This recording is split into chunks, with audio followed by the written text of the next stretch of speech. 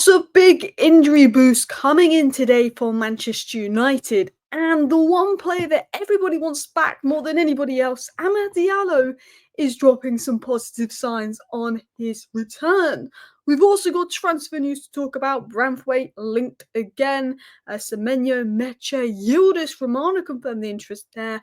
And then you just same old updates on Sancho, Akite, Austin, Hem, and more. But I got some information today. I actually got it when I was in my live stream earlier, actually, about Manchester United, some of their targets and what their sort of plan is for the window in terms of targeting players with physicality, who they could be, improving the physical flooring. And I think that's a really smart plan. And I'm going to explain that. But yeah, let's get into all the news. Let's get into all the stories. And hello, and welcome back to Alice Talks Football. And this is your 10-minute Manchester United news roundup. Every single day, I try and do a 10-minute video to round up all the news into 10 minutes, get to the point, and try and get the info on screen for you guys that get it all there. So let's talk about this injury boost.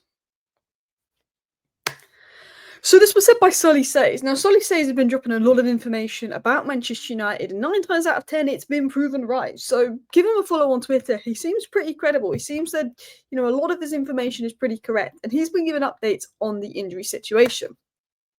Exclusive. Understand both Maino and Maguire have returned to grass training this morning. Both have done well in their rehab work in recent days and fitness level have improved.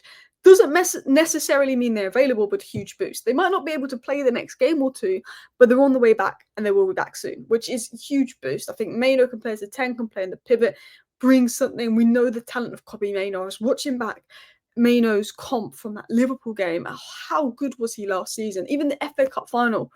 I want to see that Maino. Obviously, Maguire, you've got no Maguire, you've got no Johnny Evans, you've got no Leacher, no Johnny Evans. Yora's had injury issues, Heaven's had injury issues. Maguire coming back also much needed. So big boost there in regards to Manchester United players returning from injury. But continuing on, it was also said that Luke Shaw and Mason Mount were in training this morning as well. Mason Mount was he on the bench last game?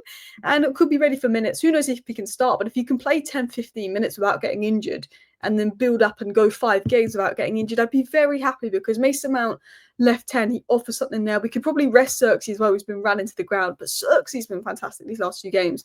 And Luke Shaw back, left centre back. Luke Shaw, when fit, top player. Luke Shaw staying fit, yeah. But again, that is a big boost. But we're going to talk about Amad Diallo because I feel like this is the player that we want back more than everybody else. I miss him. So Amad Diallo drops a bit of a Snapchat story hinting at his return. He drops the timer emoji and a smiley face. This basically says he'll probably be back sooner than expected. He's heard some good news. Now, interestingly, there was a report that came out, I'm going to say a week or maybe a week and a half ago, and I did a video on it, but I said it's not the most reliable source, so I was going to take a pinch of salt. And I can't remember who it was because I wasn't familiar with the source, but I said I'm not familiar with the source, but there was a report saying that Amad might not be out until the end of the season. He could be back as early as next month, being late April, meaning Amad Diallo could be back for Manchester United in the next month, which means we could have him if we knock Lyon out for the semi-final, for the final games of the season. Now, my stance on Amad is brilliant. Want him back in the team, but let's not rush him. If we're bringing him back next month because he can maybe play next month and it's a risk and he gets injured again, not worth it, unless it's maybe Europa League final. This is good news. This is a good sign, and this is obviously Amad hinting at that as well, because Amad is just so good. He's just so good. We need him back, but we've got to be careful not to rush him back. So let's talk about more news about United signing Branthwaite. Now, Sky Sports are reporting that United remain keen on signing Branthwaite, and I think this is true. Romano confirmed a couple of weeks ago that United will target a centre-back in the window. Lindelof goes on a free, Evans goes on a free, Leach is obviously out until December, Yora's young and had injury issues, Heaven's still very young. We know Manchester United want a centre-back, particularly a centre-back that's able to defend the wide channels, and Branthwaite's played left-back, left centre-back, quite two-footed. We liked him, we tried to sign him last summer. There's no surprise, we're in for a centre-back. Now, I like Branthwaite, but I think he's a little overpriced. I don't love it. I think he's a top player. I really, really wanted to, I was really, really open to us signing him last summer for the right price. The more I've watched him this season, I think he's good, but don't get me wrong. Schlotterbeck is a level ahead. I do think Schlotterbeck is a level ahead. I think Huijsen's got a better potential. I think we want someone a bit quicker. I think we lack a bit of mobility, and I think we want someone a bit quicker at the back. So I like Branthwaite, but I don't love Branthwaite for 40 million. I'm for it. Branthwaite for 50 million. Yeah, but I think there's probably better 50 million options out there. Let me know your thoughts down below. I like Branthwaite, but I don't love it. I think with Ruben Amorim playing a back three, I just want a little bit more mobility and someone that's maybe not that he's bad on the ball, he's good on the ball, but I think, I don't know, he's more of a back four centre back. I want more of a natural wide centre back in a back three. You know, Aiden Heaven is so young, but profile wise, he's made for the wide centre back role in a back three with his carrying and physicality and pace. I think Branthwaite's a back four centre back. You know, that's why I really wanted him last summer. But it's also said that United haven't ruled out signing Felix Mecha if they can adjust their budget, and he's been identified by the recruitment team as a potential target for the summer window approaching. And now this is the fourth link in recent weeks. And interestingly, I was speaking to somebody today, and Mecha was one of the names mentioned. So I'm going to talk about sort of what I know about United's transfer strategy and why I think this is really smart. So I said, Semenyo and Mecha are definitely two players to watch this summer, depending on price. Man United are looking to sign players to improve the squad's physicality, and these are two players admired by those inside the club. However, there's some concerns about Mecha's injury record, especially after what happened with Mount.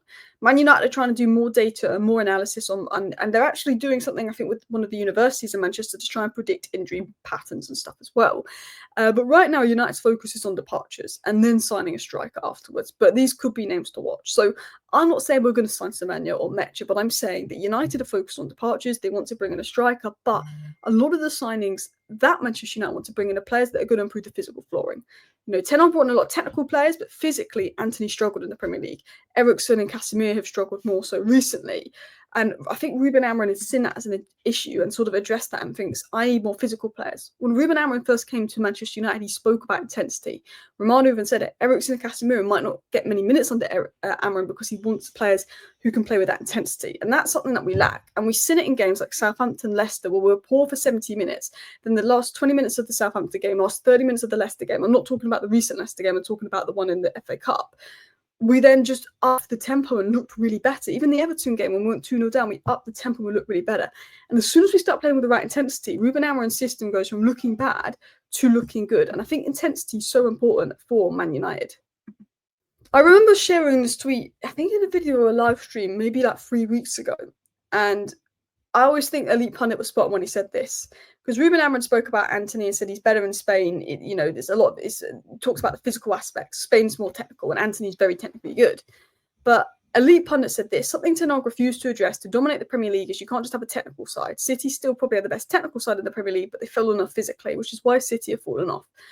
You know, Arsenal have quite good physical profiles and technical profiles, which they're higher up. Liverpool have the perfect blend of physical and technical profiles, which they're high up. If you even look at Newcastle, they might not be technically the best, but physically they're right at the top, which is why when you've got Tonali, Bruno Guimaraes and Joel Linton in midfield, Newcastle can go toe-to-toe with the big teams, knock Liverpool out, not knock Liverpool out, beat Liverpool in the Carabao Cup final. They beat Arsenal.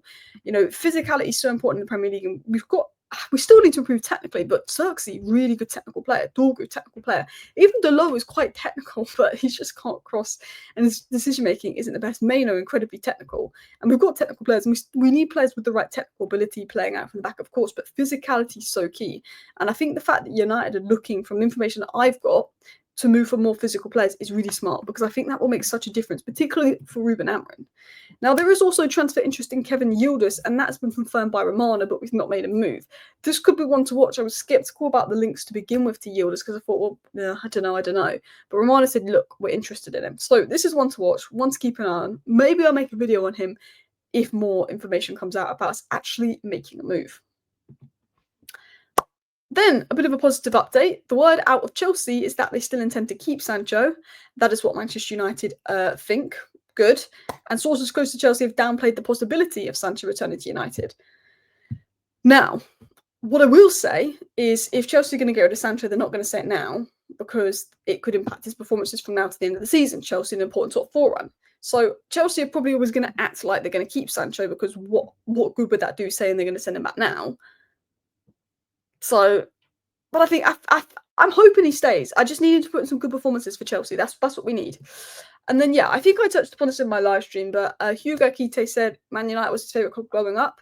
Again, a lot of competition for him in the summer, but if we go in, that could give us an advantage. And of course, apparently we're willing to trigger Ostenham's 63 million release clause, and he's open to a move to United. So could be one to watch. These aren't tier 1 sources, but they're probably tier 2 sources of information, so could be one to watch. Anyway, that is your 10-minute Manchester United news roundup and update. I tried to get through that really quickly, all the information, because there's quite a bit to talk about. I hope you guys enjoyed today's video. If you did, please do go ahead and hit that like button. Feel free to subscribe if you're new. See you next time. Bye.